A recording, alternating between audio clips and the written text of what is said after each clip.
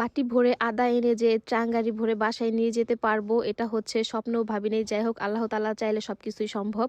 আসসালামু আলাইকুম, hello everyone, Surabhi cooking and blog পেজে সবাইকে স্বাগতম। তো আজকে চলে গিয়েছিলাম হচ্ছে আমরা আদা তুলতে। আমার বাবা হচ্ছে কিছু আদা আনছিল, 2 কেজি আদা। তো এই আদাগুলি হচ্ছে বোনা হয়েছিল, তো ওইগুলি হচ্ছে আজকে তোলা হচ্ছে। মানে আদার এরকম পুকিগুলি হচ্ছে মানে কেটে বুনছিল, প্রায় হচ্ছে আধা কেজির মতো আর কি হবে।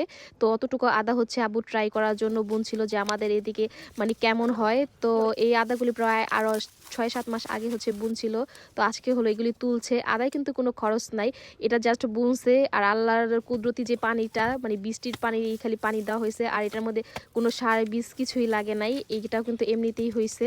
যাই হোক, মানে এতগুলি যে আদা হবে মানে এটা আমরা ধারণা করতে পারি নাই, কারণ আদা হচ্ছে বালু মাটিতে আর কি ভালো হয়। তো আমাদের অঞ্চলে যে এতটা ভালো হবে মানে এটা বুঝি নাই। যাই হোক, আলহামদুলিল্লাহ, মানে প্রায় আধা কেজি আদার থেকে কিন্তু প্রায় এখানে মানে চাঙ্গারি মানে আদা পাইছি।